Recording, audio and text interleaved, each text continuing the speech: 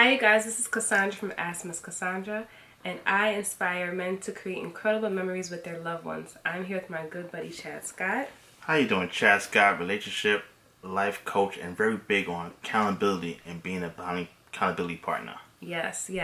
So we're going to talk a little bit today about one of my posts on my Instagram page that blew up, which it's not my own quote, but it's something that I found and I decided to tweet it myself, which says, it says, "You don't have a big heart, but you lack boundaries." And it just blew up. So when you saw that post, what did you think of it? All right, so when I first saw the post, I agree with it. I think that what happens is a lot of people want to say they have a big heart. They want to be like, I love everybody. I have a nurturing spirit. Yeah. But it's lacking something within that. It could be overwhelming or too much sometimes. Absolutely. I totally agree with you. Mm-hmm. So the reason why I posted that picture is because that tweet is because a lot of people seem to place an overemphasis of worth or value on being a nice person. And being nice does not render love. Being nice does not really mean much of anything, especially when the motives are questionable. You know what I mean? Yeah. And so what happens is, so one thing I will say is this, is especially when it comes to the masculine, a red flag for a masculine is one who takes a considerable amount of like emotional or some sort of abuse to say that he's a nice guy. And the reason why that's a red flag is because that can sometimes become passive aggressive. So those kind of guys, they tend to suffer from the kick the dog syndrome. So they get beat up outside all day long, and then they take it out on the puppy that's loving them, right? So when a person, it doesn't have to be just men, anybody is in a relationship and they were in their past relationship and they got beat up on, not necessarily physically, but just emotionally, psychologically, and they stayed in that relationship. When they get into their next relationship, they're going to start their new relationship the way the last one ended off. Got it. Right? So now they're in this new relationship and this person is amazing. And what happens to all the niceties? It tends to disappear. Yeah. Can you relate, like when you're coaching and have you heard of like this kind of phenomenon of people being so nice and then? Yes. So what happens is when you go in a relationship is that call him nice guy. Mm-hmm. The issue with that is they so nice to everybody, but now in their own relationship there's problems with it. Yeah. Because they don't know how to say no. They feel like they want to be the people person. They want everybody to love them and go to. They like that. So now it could be the Superman complex in a sense, but they want to be liked. But what happens is when you're in a relationship with that person, you got to have boundaries about those conversations where like, listen, I can't do this. I got plans. I can't do that. And they be like, oh, you can't. They don't want to be that guy. Like, oh, you let me down. Right. But yeah, so it comes up and it shuts down that way. Exactly. And that's the thing. It's like, you lack the boundaries. You haven't had a healthy relationship and context and understanding around having difficult conversations, being in uncomfortable situations where you stand up for yourself and you speak up for yourself.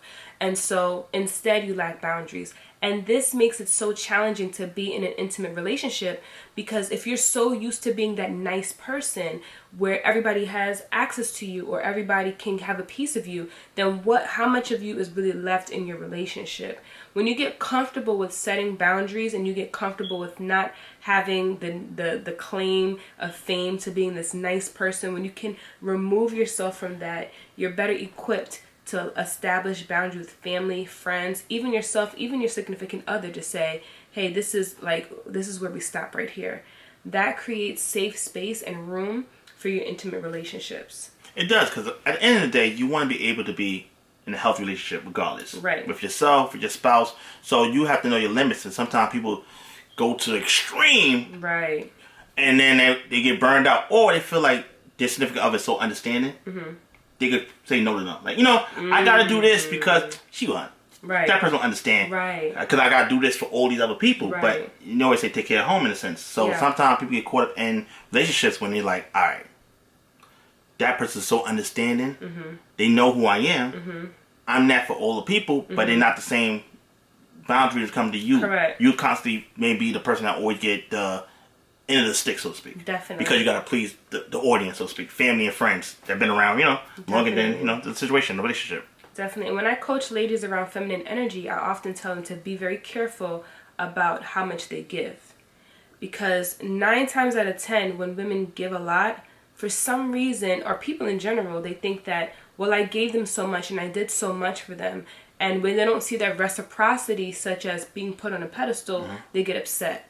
So then I start to coach them and we have a conversation about motives. If you're going to do something for someone, there should be no strings attached, right? Because this is not an exchange. This is a matter of, this is how I would like to express that I love you, that I care for you, that I'm concerned for you. Doesn't mean that you don't take notice. Yeah, of course. Right? Because sometimes we can give and give and give, and you know, at some point you have to take notice, like, is there any reciprocity? You know, are we in a relationship? Like, are we relating with one another? But at no point should you bring those elements up to say, well, I did this for you, so then therefore I should be receiving. Yeah. Because that goes into the, oh, I'm such a nice person, you know, I made sure that he went to school, I paid for his car note, I paid for his rent, and you know, and he still had the nerve to go and leave me for another woman. And then they get very upset because they get tied to the functions of what they were doing versus really relating to their man, being in a relationship with their man. They ended up becoming his mom. Yeah. Right? And you know, that brings resentment. Definitely. Because now you feel like I did this, but it came with a different kind of lens. You ain't do it because you wanted to do it. You did it because you felt like maybe they bring it back to you. Ask you, since you're here, you're a guy. What do you think that is? Why do you think that stereotype exists of women giving and becoming like this motherly figure in a sense to the guy, and then there's like this lack of loyalty, like he doesn't stay there, he ends up going with another, like what is that resentment? What do you think that experience is like for a man? For a man, as far as taking it? As far as like why they leave. Like why do they resent the woman when she's doing all this stuff for him? And that resentment is one of the things where you did it because you wanted to do it in the guy's mind, right? Right. They didn't ask you to fix their resume. Right. They didn't ask you to buy that car. Right. You volunteered it because you want to be a problem solver and you want to help. But he didn't ask you for that. Yes. So what happens is in those moments where people feel like they kind of thought that would earn their trust. Right. Or their loyalty. Yeah. I did this for you. I build you up. Yeah. You should owe me. Yeah. You owe me this. Yeah. So the fact that you left me for someone else, since I upgraded you and helped you, right, they feel some type of way. They feel defeated, or they feel like defeated, and also with that, they feel like maybe. Why do you think the guys still leave as opposed to stay? Because the intent was not like the intent was, he enjoyed that, but she wasn't. I gotta describe it, so I won't make people feel some type of way with it. It's one of the things where he enjoyed that relationship, right? And I always talk about the transition relationship. You was kind of like the transition girlfriend or the boyfriend relationship. That man didn't really look at you as future. You helped them out. They appreciate it. Solid. Yeah. Thank you. Right. But they didn't, it wasn't from a building standpoint, so to speak. And I would add to that, first of all, I completely agree, right? And that goes back to women, or, you know, when I'm coaching women, it's in the sense of the motive. I'm really big on spirituality and energy. And I feel like we don't give men enough credit for being intuitive. We think that a woman is the only one who has intuition. No, men have their intuition too. And men can tell, like, yo, is she trying to buy me? Well, I'm going to let her. I'm going to let her do her thing. You know what I'm saying? Because I need these things. But, you know what I'm saying? Like, we didn't establish any sort of agreement, so I don't feel bound to anything. So when it's time for me to dip, I can comfortably dip without feeling guilty or feeling like I owe her anything back because she chose to do that. I think also, like, that goes to the energy and the motive. Yeah. Like, you can't fake a vibe. You know what I'm saying? You can't fake a vibe. And sometimes men may not have the language to describe what they're feeling, but they feel it. You know what I'm saying? They'll let it go on. But even feeling it, they may feel it but not express it. Correct. Because they want the benefits of it. Right. So, yeah. Like, who wouldn't? Like, I do it.